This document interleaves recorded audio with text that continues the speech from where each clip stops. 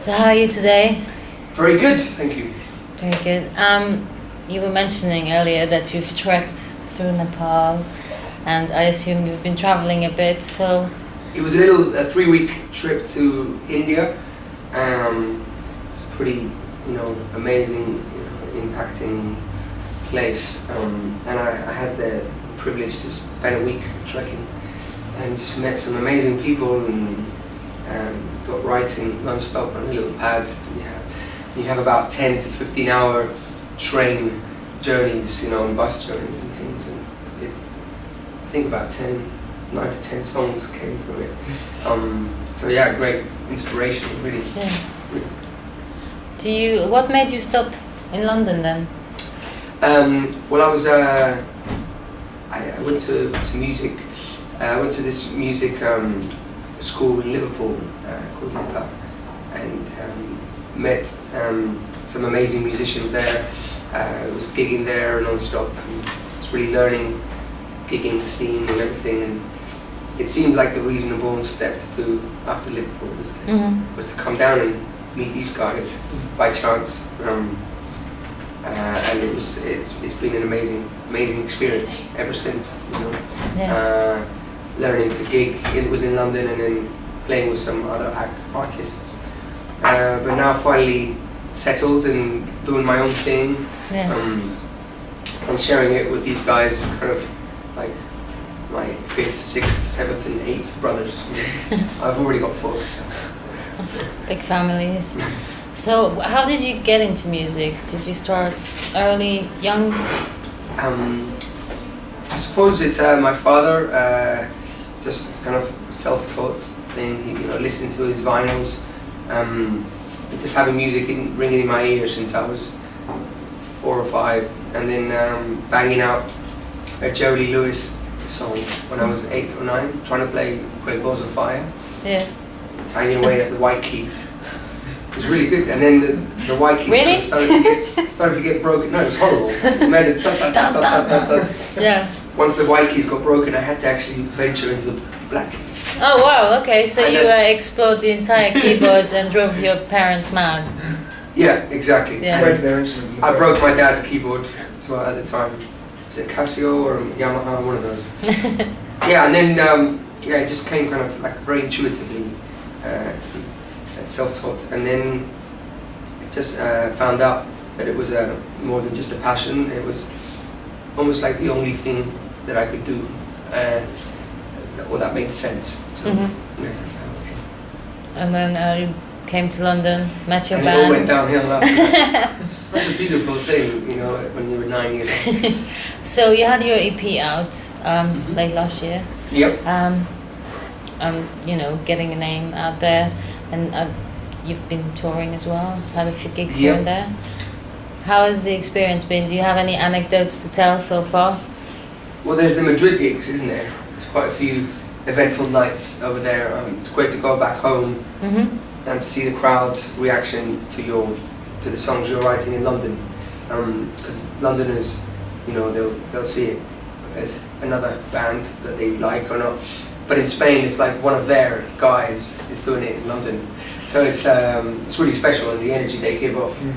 The guys, never get back home any sooner than 6, 7 Well, it's a.m. usually straight to the airport, isn't it? 7 or 8 in the morning. Isn't it? So yeah, a few anecdotes in airports, and nothing, no police shenanigans, nothing too strange. Not yet. A few near-life. Life and death experiences. There was one time we were partying after a gig in Madrid, and a girl brought out a surprise birthday cake, and there was a big long knife, size like this, and someone was cutting the knife. Someone had an open mouth. How did it go again? Yeah, he fed the person with the cake on the knife. Okay. And someone got pushed. The elbow. Not like that. It's those kind of things, like, wow. you just like thinking at the time, maybe I wasn't, it's near-death experience. Yeah. And you have your single coming out in July. I think it's about a hangover. Yeah. Can you tell me a bit about it? It says a lot of stories happen through that. Yeah, I just kind of coming back home when I used to live in East London, and really needing an English fry-up. And the story is very simple, you know, you just turn up into what was originally very authentic Spitalfields market, and it was Monday morning, so it was all men in suits around. I just felt really out of place and and then I tend to just whistle melodies in my head, and if I can whistle the harmonies and the melodies, if those songs that kind of come into you like on their own, it's a good sign, because you come back home and there's not much to do. You just pretty much get on the guitar and the song sings and plays itself. So that Breakfast in Spitalfields was one of those. Just a simple East London story. And I think it's now turned into some clothing line shop, you know. So its heart and soul is probably gone a little bit, but yeah, it's still like beautiful memories. So tell me about your writing process. Is it always from personal experiences? It depends. I think when you move from place to place is what gets me most sort of inspired, say when you're either in Spain, London, or you travel somewhere. So that's why I tend to write lots in airports and on planes. Yeah, because you're kind of moving from one state to another. If I'm just sitting here doing the same thing every day, I tend to get a bit locked into.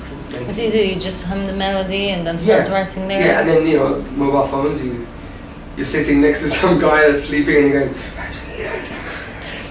you're singing next, and then you go to the, you know, you're checking or you're picking up your bag, and I go to Oscar, I've got a new smash hit, I've got a new hit. And then we're just like beatboxing through it or something. Yeah, so when you're moving from place to place, that's when I usually get most inspired. Okay, so what's important to you when you're writing music? Is it, you know, the melody, or, you know, when you're in the studio, what's important to you? Some form of concept of an idea for a song will come through, and that can be musical or it can be lyrical. And I've had both. Sometimes it's just a line that's saying something to you, or sometimes you want to tell a story, but you have the concept of the song clearly. And other times it will be like I turn up, we're just jamming away in rehearsals or something, and there'll be a cool musical idea, and then you'll be like, okay, we have to say something with this. But it's clear, it's very important to have the concept, you know, the thing that summarizes that whole theme. Yeah. And we've just heard you play some acoustic sets. I imagine live it's different because you have a 6-piece band. That's right. So how would you best describe it? What do you think? Well, it's just a lot more full on, a lot more energetic, you know. Yeah. I get to play with my bum sometimes. Yeah, if it gets really lively, I get the wobbly knees and I play that whole chicken dance. I get taken the mickey out of quite a lot because I don't know where my knees go. There's the Spanish roots in me, and yeah, it becomes like a sweaty affair. Like in the small places where we play, such as the Troubadour here in Earls Court, it's people standing on tables and we really going for it, and it's yeah, we're all like nice and close together. It's, you know, it's really warm and sweaty, and people are really getting into it. I love you know, that Ray Charles vibe of just organic going for it thing. But there's a space as well for nice acoustic sounding songs as well, you know.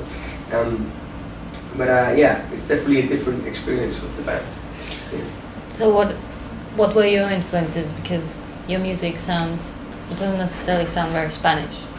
Exactly, yeah. I mean, the picking is there, the guitar is there, but when you're singing, it sounds almost, you know, it sounds far more Eastern or even American. Yeah, because my influences are very much American, 70s based, and a lot of the soul stuff that came from America, linked with, you know, some of West Coast bands, and then great individual songwriters such as Paul Simon or James Taylor.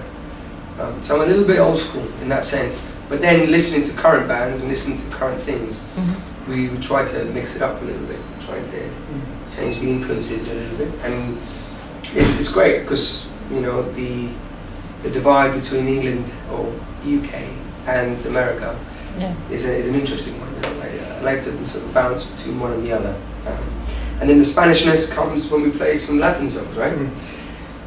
But yeah, it's again that's something for life. You mentioned current bands, or is there anything you really enjoy listening to at the moment? I'm really enjoying Anna Calvi's current album. Mm-hmm. I think it's amazing, and it's really refreshing to have a female artist that's really musical, as opposed to everything else. So she's really authentic, really raw, and she can play the guitar anytime. Listen to her. I also like Knowing the Whale. I fancy them.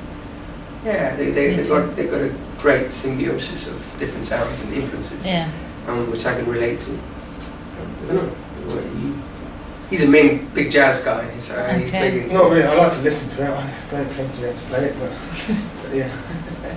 But yeah, I mean, Ray Lamontaigne's latest stuff is really cool. I'm into that. But yeah, I'm listening to a lot of folk actually at the moment. So. Yeah, that kind of vibe. We saw him live recently. Yeah. It's like jaw-dropping, amazing guy at the Royal Albert Hall. No, Royal Albert Hall is the Philharmonic Festival. The Royal Festival of Leicester. Speechless. I was like, just leave. Wow. Shaking. Like someone's put some things in its place, you know. So where can people see you live next in the UK? We have the Troubadour is a fun residency that we have the last Friday of every month, which will be, next one is Friday 29th of April. And we're playing... So royal wedding, yeah? Yes. Oscar's getting dressed up as William. I think I'll dress up as Kate. Yeah, why not? Yeah. And next week we're doing Ronnie Scott's, upstairs at Ronnie Scott's. And then there's some regional stuff outside London happening for June and July, trying to follow up with the single. Do you think you'll be playing any festivals this summer? Yeah, hopefully. We had talking of anecdotes, we had a pretty full-on anecdote at the Big Chill Festival. Yeah. I broke the trumpet player's ankle from just fun and games. Yeah. He ended up in a, what do you call it? A casting. Yeah. A bit brutal. No, but it wasn't. It was just all love, fun and games, and it ended up. Yeah. Took it a bit too far. A little bit too far. When you're breaking bones, it's So hopefully some of those shenanigans will be going on.